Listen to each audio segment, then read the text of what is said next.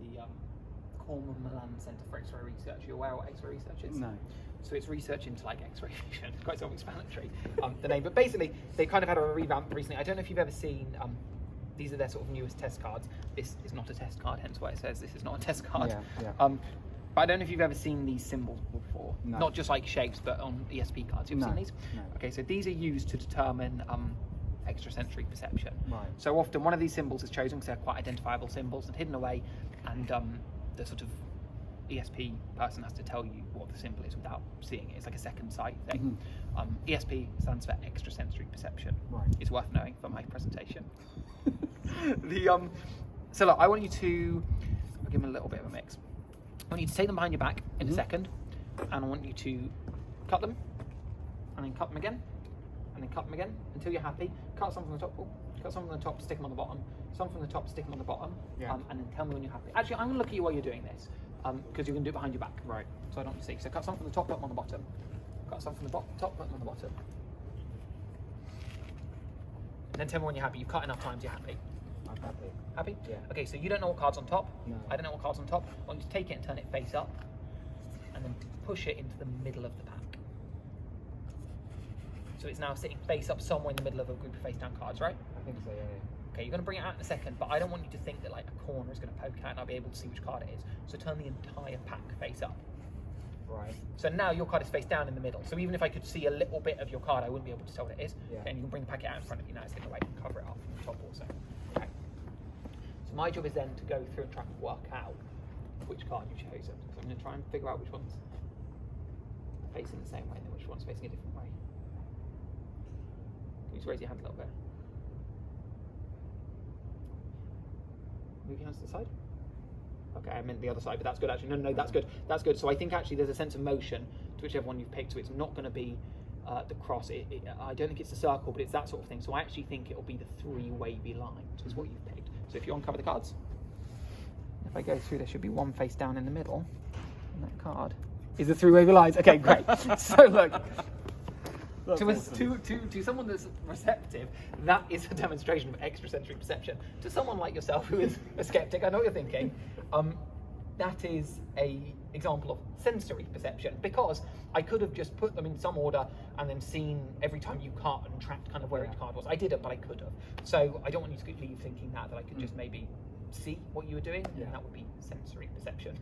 So again, this time, out in front of you, I want you to cut the cards. Cut them again. I'm going to turn away so I can't see them, so I can't see anything. Turn them. And when you're happy, take whatever's on top, don't look at it, put it down on the table and cover it up, and then you can stick the other ones next to it. All right. So I'm going to turn away, and then tell me when you're happy you've cut enough times.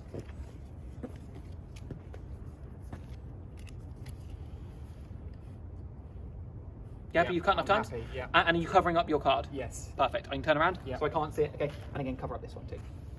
So this time, I can get that out of the way. This time it's about determining which one is not in this pile. So I have to look through this pile and see which one isn't there and tell me what's there. So do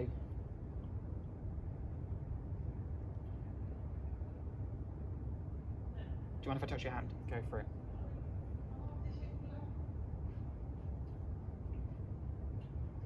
I think this one's a lot more rigid than the last one, so it's not going to be it's not going to be anything like circular wavy lines. It's going to be it's not quite as pointy as the star maybe, but it's going to be the not the cross. I think it's the square. Turn it over.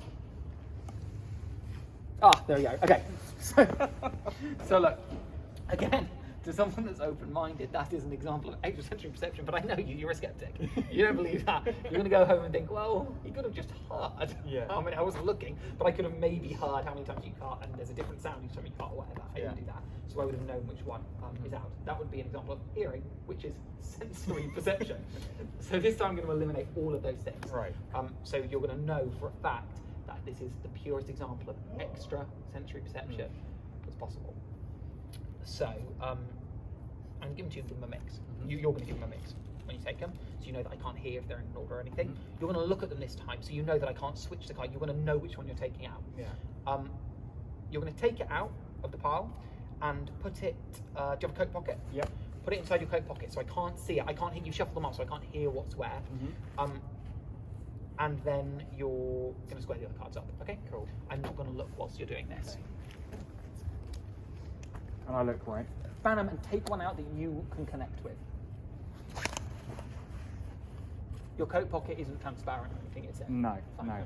fine. Yeah, I've done that. Are they squared up? Yeah. And can I ask, are the designs facing upwards or downwards? Down. Down, okay. So look, I don't want you to think that there's something on the back that's telling me what they are. So turn them over. But now so they're face up. Yeah. I also don't want you to think that there's something on the face. Obviously, I could be able to rule out if I saw the top one. I don't want to rule anything out. Yeah. So this one is not a test card. I want you to stick that on top, so I can't see the backs are facing down and I can't see the faces. Yeah. And then stick them in my hand when you're done. Yeah. Okay. You happy? Yeah. I'm gonna square them up and turn back around. So look, they're covered up. I can't see underneath. I can't see on top. There is no way that I could work out what card you've taken out. Okay. So I'm gonna put my hand on top, and I want you to put yours on top of mine.